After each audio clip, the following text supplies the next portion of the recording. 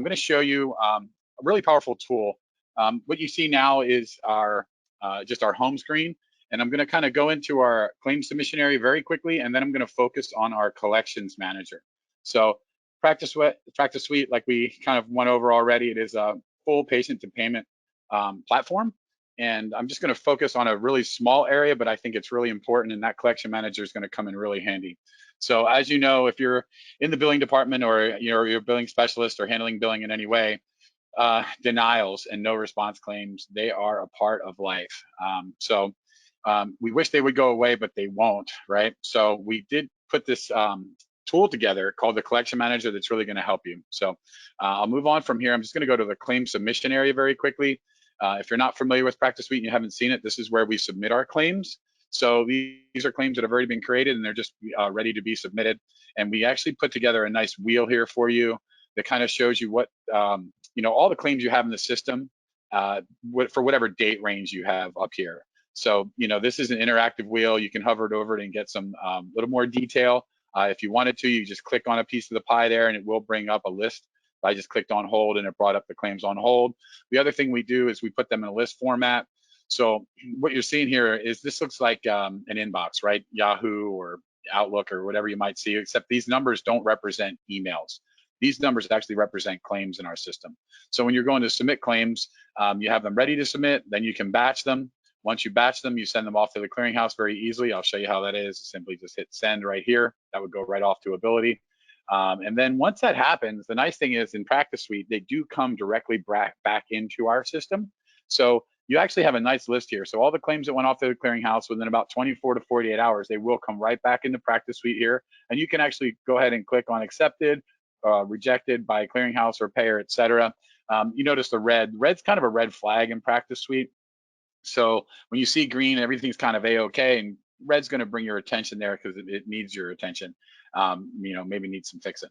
So if you look here at clearinghouse rejects, for example, if I were to go ahead and click on that, it will bring up, it should bring up a list. I'm sorry, I have the wrong data in here. But either way, the point is that's not the real point of the demo. This would tell you why your claims were rejected. It would give you a reason, allow you to fix those.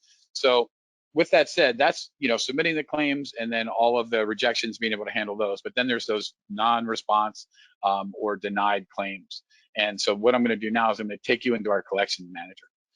See, our collection manager, I think a lot of times when I do demonstrations for billing specialists, a lot of time their system doesn't have, maybe doesn't have a tool like this. You might be using Excel or who knows what, however you're trying to keep track of those claims that get denied and no response, and they can kind of slip through the cracks.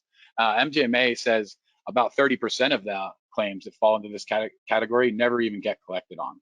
And that could be because you may not have the human power there, or the bandwidth, or you might not have tools. So what we've done is we've gone ahead and created this collection manager, and I'm going to just give you a quick demonstration on how it works.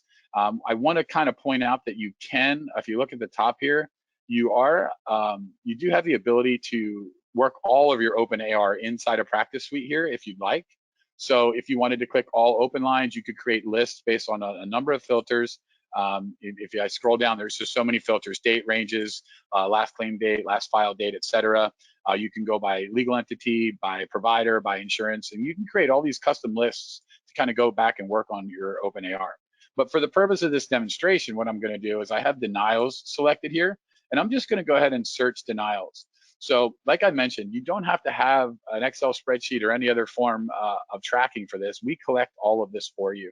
So this, just for that simple search, I've come up with a list of all of the denied claims in the system, all right here in one group for you. And you'll notice there's categories. So if I were to go ahead and expand this, you'll see that each category has an associated description, and that's because these are denial codes. And these denial codes are this is where you're going to group all the claims denied for those reasons.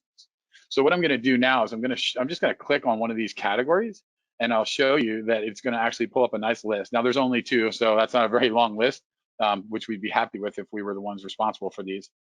But the 2 claims in this category are going to be listed here by data service, and you're going to see some data here, nice to have. But to go work on these claims, this is the hard part of working claims. Denied claims and appealing claims is a lot of the work. So what we do is we just click on the medical record number here. And what you're gonna see is the denial workshop. Up top, if you notice, you have every little bit of information you'd normally have to go find to start working on this claim.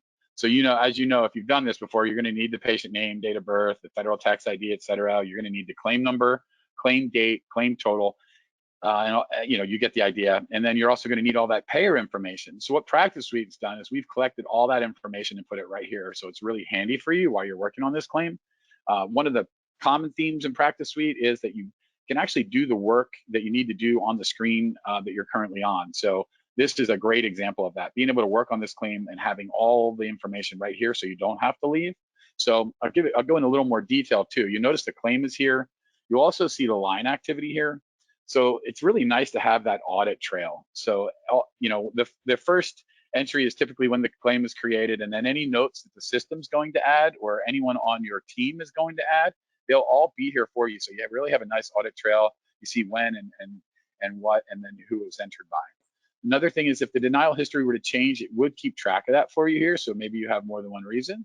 And then the other thing is you'll be able to follow up on these claims. And these follow-ups really, let me show you where these end up, by the way, but first I'll show you how we create them. So if you're going to create a follow-up, maybe you just wanted to, I'll just put test here. You wanted to follow up on this claim and say 9 days, it will calculate that for you. If you wanted to do it yourself, you could do that. You could just have the billing team or maybe a specific individual. I'll task Anna with that. She loves that. And then I'll put the action item here for Anna, what I need to be done. And the status is pending now. And then I can actually change the sub status here. So maybe the reason was, we were waiting for an ERA, and we can put that there, and we can go ahead and save that. And that history is going to be saved for us right here. So we have a nice audit trail there as well. I'll show you where they end up, and then I'll come right back in here. So when we do create those follow-ups, every user on Practice Suite is going to have this to-do box, and this is where we have all our inter-office communication. So you notice there are some follow-up items here for me. And then I have another one for the demo account too, so you can see what we need to do.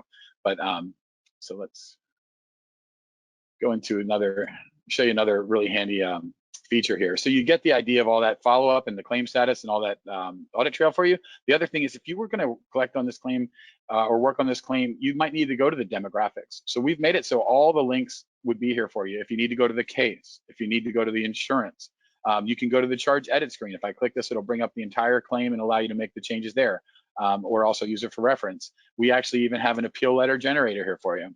So this tool is really nice. It knows where to go.